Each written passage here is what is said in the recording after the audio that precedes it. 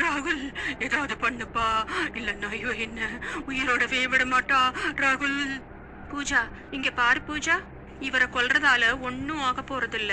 இவருக்கு ஏதான ஆச்சுன்னா கம்பெனியை இழுத்து மூடிடுவாங்க.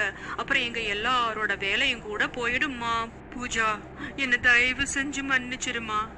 கஷ்ட காலத்துல நான் என்னோட எம்ப்ளாயீஸ்க்கு உதவி இருக்கணும். தப்பு பண்ணிட்டேன்.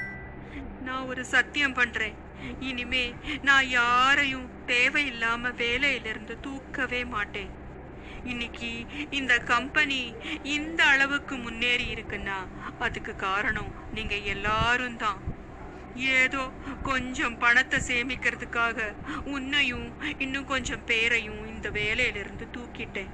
தயவு செஞ்சு என்ன மன்னிச்சிடுமா. எனக்கு இந்த வேலை ரொம்ப தேவையா இருந்துச்சு. என் தங்கச்சிக்கு கல்யாணம் செய்ய பணம் தேவையா இருந்துச்சு.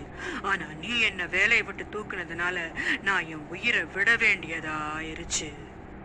நீ ஒன்னும் கவலைப்படாதம்மா. உன் தங்கச்சியோட கல்யாணத்தை எந்த குறையும் இல்லாம ஜாம் ஜாமுன்னு நான் நடத்துறேன். சரி, என் குடும்பத்துக்கிட்ட நான் மன்னிப்பு கேட்டேன்னு சொல்லுங்க. நான் அவங்கள விட்டுட்டு தற்கொலை பண்ணிக்கிட்டு இருந்திருக்க கூடாது. என் சாவுக்கு அப்புறம் என் குடும்பம் எவ்வளவு கஷ்டப்படும்னு நான் நினைச்சு கூட பார்க்கல. அவங்க கிட்ட நான் ரொம்ப வெக்கப்படுறேன்னு சொல்லுங்க. தயவு செஞ்சு என்ன மன்னிச்சிட சொல்லுங்க. இப்படி சொல்லிட்டு பூஜாவோட ஆத்மா அங்கிருந்து போயிடுது. கம்ப்யூட்டரும் ஆஃப் ஆயிடுது. அப்புறம் எல்லா எம்ப்ளாயீஸும் சேர்ந்து பூஜாவோட குடும்பத்துக்கு உதவி பண்றாங்க. அவங்களோட பாஸும் இனிமே அனாவசியமா யாரையும் வேலையை விட்டு தூக்க மாட்டேன்னு சத்தியம் பண்றாரு.